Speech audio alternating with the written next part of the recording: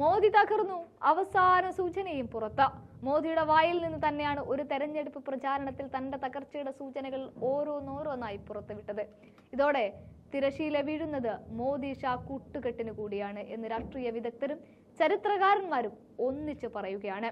മൂന്നാം ഘട്ട തെരഞ്ഞെടുപ്പിൽ യുപിയും ഗുജറാത്തും അടക്കം പോളിംഗ് കുത്തനെ കുറഞ്ഞതും അതേസമയം കോൺഗ്രസ് ബി.ജെ.പിയിൽ നിന്നും ഭരണം തിരിച്ചുപിടിച്ച് കർണാടകയിൽ പോളിംഗ് ശതമാനം ഉയർന്നതും മോദി ഇനിയും പ്രധാനമന്ത്രി കസേര മനസ്സിൽ കണ്ടുറങ്ങേണ്ട എന്ന തരത്തിൽ വരെയായി കാര്യങ്ങൾ. അതുമാത്രവുമല്ല, 400 സീറ്റ് എന്ന വീമ്പു പറച്ചിൽ നിർത്തിക്കോ എന്നതാണ് ഇവിടെ ഏറ്റവും ഗൗരവകരമായ കാര്യം. രണ്ടുഘട്ട പോളിംഗ് പൂർത്തിയായതിന് തൊട്ടു പിന്നാലെയാണ് 400 വെട്ടിമാറ്റിയത്. പിന്നീട് അങ്ങോട്ട് വെച്ച എല്ലാ ചുവടുകളും പിഴക്കുകയായിരുന്നു.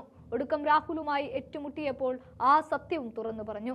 രോഷാകുലമായി കോൺഗ്രസിനെ തകർക്കുക എന്ന ഉദ്ദേശത്തോടെ ചെയ്തതാണെങ്കിലും അദാനിയും അംബാനിയും മോദിയെ കൈവിട്ടു എന്ന് വേണമെങ്കിലും നമുക്ക് പറയാം. ഈ വരികൾക്കിടയിലൂടെ വായിക്കാം. അതിന് പിന്നിൽ മറ്റൊരു കാരണം കൂടിയുണ്ട്. 2019 ഹരിയാനയിലെ 10 ലോക്സഭാ സീറ്റും തങ്ങളുടെ പോക്കറ്റിലാക്കിയ ബി.ജെ.പിക്ക് പക്ഷെ തൊട്ടു പിന്നാലെ നടന്ന നിയമസഭാ തെരഞ്ഞെടുപ്പിൽ കേവല ഭൂരിപക്ഷം കിട്ടിയില്ല. ജെ.ജെ.പിയുടെയും 4 സ്വതന്ത്ര എം.എൽ.എമാരുടെയും പിന്തുണയിലാണ് ഭരണത്തിലെത്തിയത്. എന്നാൽ ഇപ്പോൾ ഹരിയാനയിൽ ബി.ജെ.പി സർക്കാർ നിലം പതിക്കുകയാണ്. ലോക്സഭാ തെരഞ്ഞെടുപ്പിന് ദിവസങ്ങൾ മാത്രം ശേഷിക്കെ സ്വതന്ത്ര എം.എൽ.എമാരുടെ കൂറുമാറ്റത്തിന് പിന്നിൽ വൻ പണമൊഴുക്കുണ്ടായി എന്നാണ് ബി.ജെ.പി സംശയിക്കുന്നത്. തെരഞ്ഞെടുപ്പ് ബി.ജെ.പിക്ക് തിരിച്ചടിയാണെന്ന വിലയിരുത്തൽ നേരത്തെ സഹായിച്ചിരുന്ന വൻകിട കോർപ്പറേറ്റുകളിൽ ചിലർ കോൺഗ്രസിന് സാമ്പത്തികമായി സഹായിക്കുന്നുണ്ടെന്നുമാണ് ഇപ്പോൾ ബി.ജെ.പി പറയുന്നത്. മോദിയും സംഘവും വർഗീയ പ്രചാരണം രൂക്ഷമാക്കിയിട്ടും തെരഞ്ഞെടുപ്പിന് മൂന്നാം ഘട്ടത്തിലും പോളിംഗ് അങ്ങനെ ഇടിഞ്ഞു. മോദിയുടെ വർഗീയ പരാമർശം വോട്ടർമാർ അതേപടി ഏറ്റെടുക്കുന്നില്ല. ഇതെല്ലാം ചേർന്നുള്ള പരിഭ്രാന്തിയാണ് തന്റെ സന്തത സഹചാരികളായ കോർപ്പറേറ്റ് സുഹൃത്തുക്കളെ കള്ളപ്പണക്കാരെന്ന് വിളിക്കാൻ മോദിയെ നിർബന്ധിതനാക്കിയത്.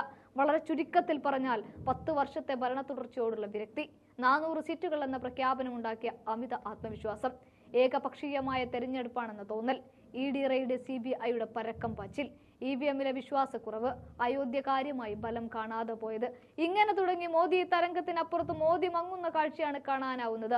ഇത് പ്രവർത്തകരടക്കം നേതാക്കളിലും സ്ഥാനാർത്ഥികളിലും ഒക്കെ തന്നെ ആത്മവിശ്വാസത്തെ ചോർന്നു പോയതിന് കാരണമായിട്ടുണ്ട്. ഇത് തിരിച്ചറിഞ്ഞ മോദിക്ക് ഭ്രാന്ത് പൊക്കുന്നതാണിപ്പോൾ നമ്മൾ കാണുന്നത്.